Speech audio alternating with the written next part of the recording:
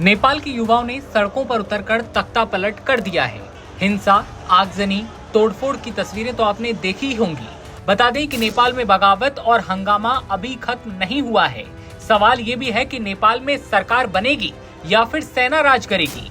नेपाल में जारी इस आंदोलन को जैन जी का प्रदर्शन कहा जा रहा है, लेकिन इसको लेकर भारत में कैसी चर्चाएं हैं।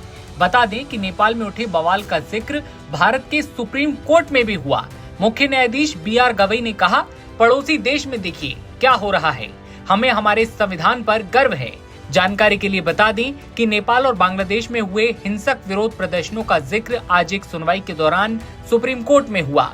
कोर्ट में ये जिक्र उस सुनवाई के दौरान हुआ जो 12 अप्रैल के उस आदेश पर था जिसमें राष्ट्रपति द्रौपदी मुर्मू और राज्यपालों के लिए राज्यों के विधेयकों को मंजूरी देने की समय सीमा तय की गई थी।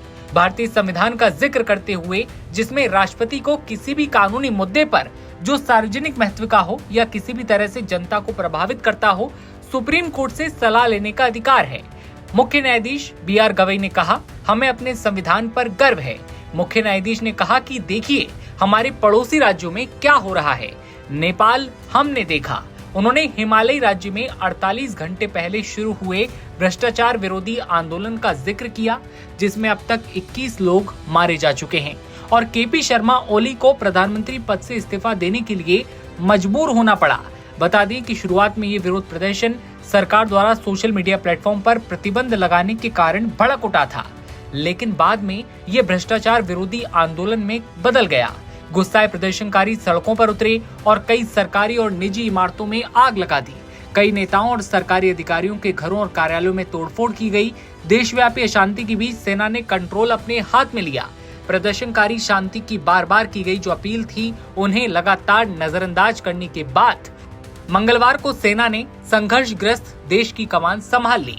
व्यवस्था बहाल करने के लिए सेना ने पूरे देश में कड़े प्रतिबंध लगा दिए हैं, जिससे लोगों की आवाजाही और सभाओं पर भी रोक लगा दी गई है।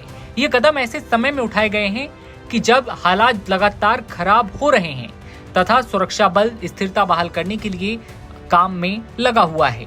नेपाल में भीषण हिंसा तीसरे दिन भी जारी है, जिसके चलते नेपाली सेना ने देश में कानून व्यवस्था की कमान संभाल ली है। यह आंदोलन काठमांडू में 8 सितंबर को शुरू हुआ।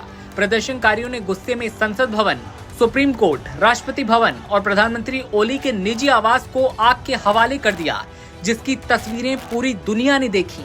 लोगों ने खूब लूटपाट भी की। कई सारे लोग वहां के गैजेट्स उठाकर ले जाते हुए देखे गए। कई लोग वहां से फर्नीचर, टेबल, कुर्सियां भी उठाकर ले जाते हुए देखे गए थे। लेकिन आपको बता दें कि आगजनी तोड़फोड़ की जो तस्वीरें आई बहुत ही डराने वाली थी। कई सारे भारतीय नेपाल में फंसे हुए हैं। काठमांडू एयरपोर्ट को फिर से शुरू कर दिया गया है, ऐसी खबरें भी सामने आ रही हैं। ऐसे में इस खबर को लेकर क्या है आपकी राय, कमेंट सेक्शन में बताइए और तमाम खबरों के लिए बने रहिए नवभारत टाइम्स के साथ।